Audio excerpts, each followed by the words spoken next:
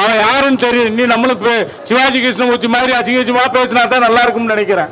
நம்ம சம்மேளனத்துக்கு தர வேண்டிய பல கோடி ரூபாய்கள் இன்னும் பாக்கி இருக்கு. அதை தர அவங்களுக்கு வக்கில்ல. திறமையான தொழிலாளர்கள் நம்ம இருக்கோம். நம்மளெல்லாம் விட்டு வேலை செய்ய துப்பு இல்லை. ஆனா புதுசா ஒருத்தன் வரானா அவனை மெம்பரா சேர்த்துக்குவானா, வேலை செய்வானா.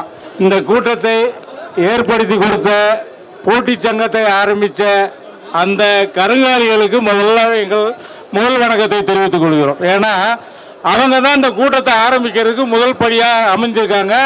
முதல்ல அவங்க தெரிஞ்சுக்கிறணும், இவ்வளவு பெரிய ஒற்றுமை, இவ்வளவு பெரிய அமைப்பு, இந்த அமைப்பை சீர்குலைத்து இதற்கு ஒரு போட்டி சங்கத்தை ஆரம்பிக்கின்ற அந்த தவறான தயாரிப்பாளர்களை கண்டித்து இந்த ஆர்ப்பாட்டம் நடந்து கொண்டிருக்கின்றது. தெரியும், அதாவது இந்தியாவில் எந்த மாநிலத்திலும் போய் சம்மேளனத்தை எதிர்த்து தயாரிக்கின்ற எந்த தயாரிப்பாளரும் அந்த படத்தை தயாரிக்க முடியாது என்பது அவர்களை புரிந்து கொள்ள வேண்டும். ஏனால் இன்னைக்கு மேடையில் இருக்கின்ற அனைத்து மாநிலத்தினுடைய தொழிற்சங்க தலைவர்கள் அமர்ந்திருக்கின்றார்கள்.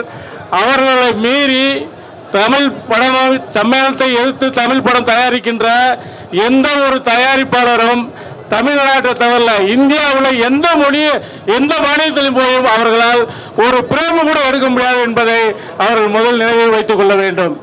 அதாவது வேலை செஞ்ச தொழிலாளர்களுக்கே காசு கொடுக்க உனக்கு வழி இல்லை. இந்த தொழிலாளர்கள் வேலை செஞ்ச காசு கொடுக்க வழி இல்லாம இருக்கிறவன் தான் அங்க போய் இன்னொரு போட்டி சங்கத்தை ஆரம்பிச்சுக்கிட்டு இருக்கான். அவன் யாருன்னு தெரியும். நீ நம்மளும் சிவாஜி கிருஷ்ணமூர்த்தி மாதிரி அசிங்கமா பேசினா தான் நல்லா இருக்கும்னு நினைக்கிறேன். ஏன்னா ஒரு மரியாதையா சொல்ல வரீங்களா, அதாவது ஒரு மரியாதையா நம்ம கூட இருந்த தயாரிப்பாளர்கள் நம்மளுக்கு அதுக்கு முன்னாடி இருந்தவர்கள் சொல்லி ஒரு மரியாதைக்கு அவர்களோடு பயணிக்கலாம்னு சொல்லி பார்க்குறோம். ஆனால் அவர்கள் தொடர்ச்சியா சம்பள உயர்வு வரும்போதெல்லாம் இது போன்ற ஒரு தவறான ஒரு போட்டி சங்கங்களை ஆரம்பித்து தொழிலாளர்களுக்கு எதிராக செயல்படுகின்ற அந்த முதலாளிகளை நாம் என்றென்றுமே மனதில் வைத்துக்கொண்டு அவர்களுக்கு இனிமே இந்த இப்போ ஒரு சில படங்கள்லாம் தயாரிச்சுக்கிட்டு தான் இருக்காங்க நம்மளை வச்சு. ஏன்னா அந்த சம்மேளன தலைவர் ஒரு முடிவெடுக்க வேண்டும். அந்த தயாரிப்பாளர்கள் கூட, ஏன்னா இப்போ அந்த போட்டி சங்கத்தை ஆரம்பிச்சிருக்கின்ற ஒரு சில தயாரிப்பாளர்கள் நம்ம சம்மேளனத்துக்கு தர வேண்டிய பல கோடி ரூபாய்கள் இன்னும் பாக்கி இருக்கு. அதை தர அவங்களுக்கு வக்கில்ல. ஆனா போட்டி சங்கத்தை ஆரம்பிக்கலாம், இந்த தொழிலாளர்களுக்கு எதிராக ஒரு போட்டி சங்கத்தை ஆரம்பிக்கலாம். இன்னும் அதை ஆரம்பிக்கின்ற அந்த 3 தயாரிப்பாளர்கள் பார்த்தீங்கன்னா இன்னும் வேலை செஞ்ச காசு கொடுக்கல. இன்னும் எங்களுக்கு வேலை செஞ்ச வண்டி ஓட்டின காசை கூட ஒரு 65,000 ரூபா கொடுக்கல. இந்த கதிரேசன் அவன் ஒரு சங்கத்தை ஆரம்பிக்கிறான். அவன் என்னைக்குமே படம் எடுத்தாலும் எவனுக்கு வேலை செஞ்ச காசை கொடுக்கறது இல்லை. அவன் ஒரு தயாரிப்பாளர். எப்ப பார்த்தாலும் தொழிலாளருக்கு எதிராக ஒரு வேலையை செய்து கொண்டே இருக்கின்ற ஒரு தயாரிப்பாளர். அது தமிழ்மணி என்றவர் ஒருத்தர். இப்ப அந்த போட்டி சங்கத்துக்கு அவர் தான் தலைவரா. அவரு வேலை செஞ்ச காசை எவனுக்கு ஒரு 10 வருஷத்துக்கு 15 வருஷத்துக்கு முன்னாடி ஒரு படம் எடுத்தாரு. அந்த படத்துக்கு வேலை செஞ்ச காசை பாக்கி கொடுக்கல. அவர் இன்னைக்கு அந்த போட்டி சங்கத்துக்கு தலைவர். அவங்க முதல்ல அயன் பண்ற, அவங்க போடுற சட்டைக்கு அயன் பண்ற அந்த பக்கத்துல இருக்க அயன் கடைக்கு காசு கொடுக்காம பக்கத்துல ஒளிஞ்சு வந்துட்டு இருக்காங்க. அவங்க இன்னொரு சங்கத்தை ஆரம்பிச்சு இன்னொரு தொழிலாளர்களுக்கு வேலை வாய்ப்பை தேடி கொடுத்து அவங்க சம்பளம் கொடுத்துருவாங்களாம்.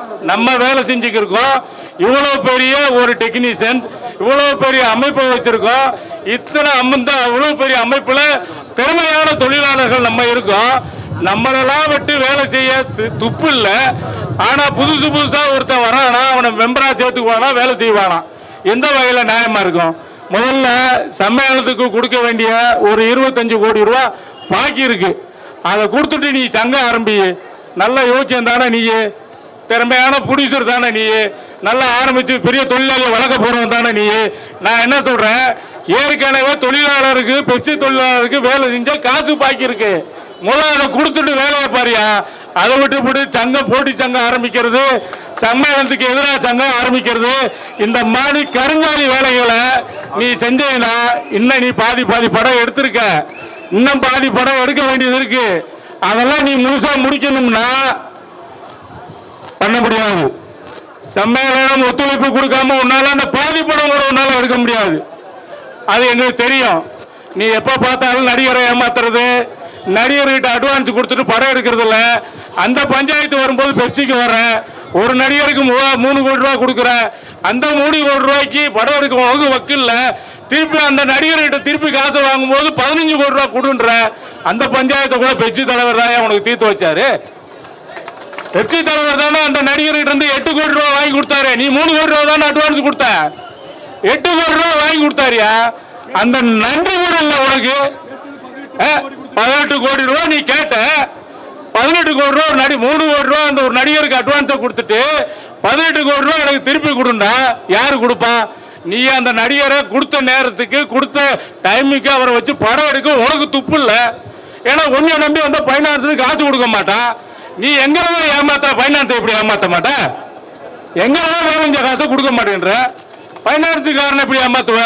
இதே பொழப்பா வச்சிருக்க இந்த கதிரேசனுக்கு நான் ஒன்று சொல்லிக்கிறேன். முதல்ல வேலை செஞ்ச காசை கொடு, நீ படம் எடுத்துக்க, எருவு மாடை கூட மெய். ஏன்னா அதனால நான் இப்போ வேலை செஞ்ச காசை நீ கொடுத்துட்டு நீ போய் புது சங்கம் ஆரம்பியே, நீ அவனை வச்சு வேலை பாரு. ஏன்னா எங்களை விட திறமையான வர்றவன் பூரா எங்களை விட திறமையான ஆள் இருக்க போறானா? எங்களை விட திறமையான ஆளை நீ வச்சு வேலை பார்த்துருவா? நாங்க இல்லாம நீ ஒரு புறம் கூட எடுக்க முடியாது. நீ இந்தியாக்குள்ள நீ போய் படம் எடுக்க முடியாது. சம்மேளனம் நினைச்சா மட்டும்தான் நீ படம் எடுக்க முடியும். இன்னும் நீ பாதி படம் தான் எடுத்து வச்சிருக்க, இன்னும் பாதி படம் நீ எடுக்கணும். அந்த பாதி படத்துக்கு நீ என்ன பாடுபட போறன்றத இன்னும் போக போக நீ சம்மேளனத்தை பத்தி தெரிஞ்சுக்குவ.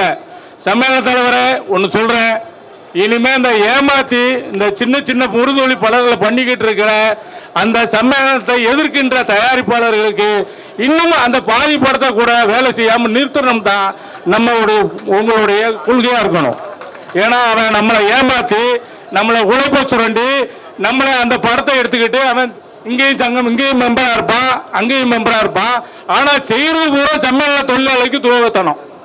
அந்த மாதிரி துரோகத்தனம் செய்கிற அந்த முதலாளிகளை கண்டறிஞ்சு அவர்கள் பாதி படம் எடுத்திருந்தாலும் சரி, அவர்களுக்கு தொழில் வாய்ப்பு தொழில் ஒத்துழைப்பு தரக்கூடாது. தராம நிறுத்தி அந்த தயாரிப்பாளர்களை சம்மேளனம் என்னன்னு தெரிஞ்சு கொள்ளும் வரை அவர்களுக்கு தொழில் ஒத்துழைப்பு தராமல் தடுத்து அவர் சம்மேளனம் வாழ வைப்பதற்காக இவ்வளவு பெரிய ஒரு அமைப்பை வைத்துக்கொண்டு இந்த மாதிரி சுண்டக்கா பசங்களுக்கெல்லாம் நம்ம ஏன் பயப்படணும்? படம் எடுத்து காசு கொடுக்காதவனுக்கெல்லாம் நம்ம ஏன் பயப்படணுன்ற? காசு கொடுத்து உண்மையாக காசு கொடுத்து உரிமையாக தொழிலாளர்களை வச்சு வேலை செய்கின்ற அந்த முதலாளி, காசு கொடுக்கிற முதலாளிகள் அமைதியா இருக்காங்க. இந்த மாதிரி தொழிலாளிகளை ஏமாத்துறவன், தயாரிப்பாளர் டிஸ்ட்ரிபியூட்டரை ஏமாத்துறவன், பைனான்ஸரை ஏமாத்துறவன் படம் எடுத்துக்கிட்டு நம்மளை சாவடிக்கணும், நம்மளுக்கு எதிராக ஒரு சங்கம் ஆரம்பிக்கணும்னு நினைக்கிறான். அவனுக்கு முதல்ல தொழில் ஒத்துழைப்பை நிறுத்தி அவனுக்கு சம்மேளனமா என்னான்னு காட்ட வேண்டும் என்று கூறி வாழ்ப்பு கொடுத்த உங்களுக்கு அனைவருக்கும் நன்றி கூறி இங்கே மேடையில் இருக்கின்ற அனைவருக்கும் நன்றி தெரிவித்து விடைபெறுகிறேன். நன்றி, வணக்கம்.